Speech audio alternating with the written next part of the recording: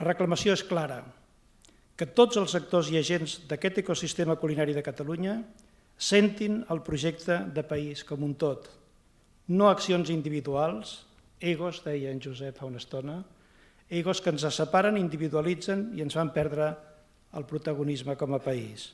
Un projecte que és de tots, en conjunt, no només dels que tenen les iniciatives. Algú deia avui que aquest és un projecte que durant molts anys ha fet xup-xup gràcies als cuiners. Avui aquest xup-xup l'hem de saber arribar a portar en el plat, un plat deliciós d'emocions que evidentment ens emocioni com a país.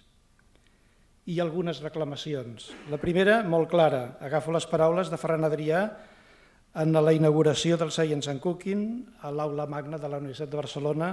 Aquesta reclamació deia que ja era hora que l'administració agafés el relleu de les iniciatives dels propis xefs que han estat treballant fent de Catalunya una referència internacional i que, com altres, necessiten que l'administració també fes algunes accions.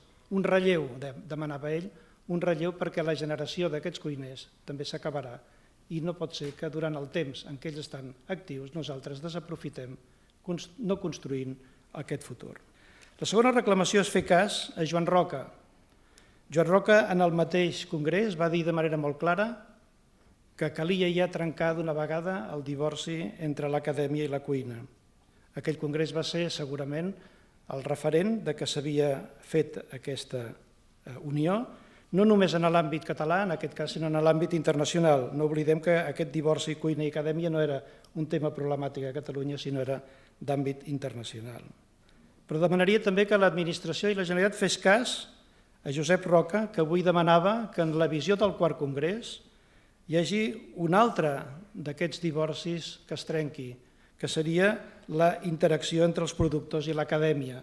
L'acadèmia ha estat massa en el seu entorn, en aquesta torre de marfil que sempre estem reclamant, que quasi sempre demanem que es trenqui per relacionar-se amb la indústria i que ben poques vegades es demana, com ha demanat ell, que es trenqui per treballar plegats amb els productors, no únicament els del camp, sinó també els del mar i de l'entorn rural.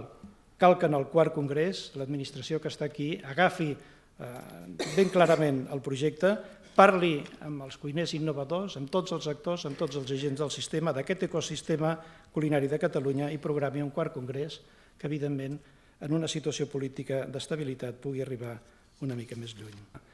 Creiem que Catalunya, que avui ningú dubta que és un dels ecosistemes biomèdics més importants del sud d'Europa, avui ha de saber entendre que té dos ecosistemes importants, el biomèdic i el culinari, i que seria un gran error que no sapigués fer una conjunció entre les dues fortaleses, la que està lligada en l'àmbit biomèdic i la que està lligada en l'àmbit culinari. La cuina i la salut té dos elements almenys importants que els voldria indicar. Un s'ha parlat ja i no en parlaré, de la neurogastronomia, però l'altre sí que en parlaré, que és de l'envelliment. En l'àmbit de l'envelliment no n'hi ha prou amb nutrició, no n'hi ha prou amb accions nutricionals. És important la relació entre la nutrició i la gastronomia, entre la cuina.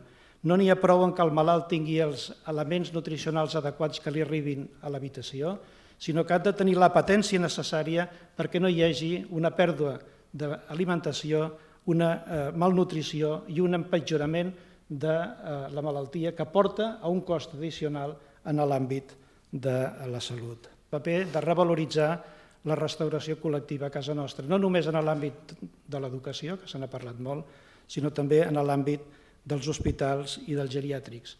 Catalunya hauria de ser un exemple de l'aplicació d'una idea intel·ligent de cuina i salut en l'àmbit dels hospitals i en l'àmbit dels geriàtrics, amb un enfocament que Europa està ja amenaçat d'aquest envelliment de la població i, per tant, d'un cost excessiu del que seria el tractament sanitari. I parlar del quart congrés vol dir que no passaran 25 anys. Si l'administració que està avui aquí l'escolta, ell ha indicat clarament els eixos estratègics, n'estic convençut que abans de 5 anys tindrem un quart congrés de la mida que ell ha indicat, en la que realment, i potser serà l'última vegada que ho puguem fer, recuperem els productors, la gent del camp, la gent de la muntanya, la gent del mar, i els incorporem en aquest gran projecte que és el que avui hem volgut explicar.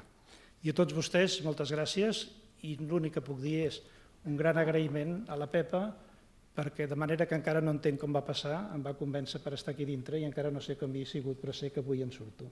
Moltes gràcies.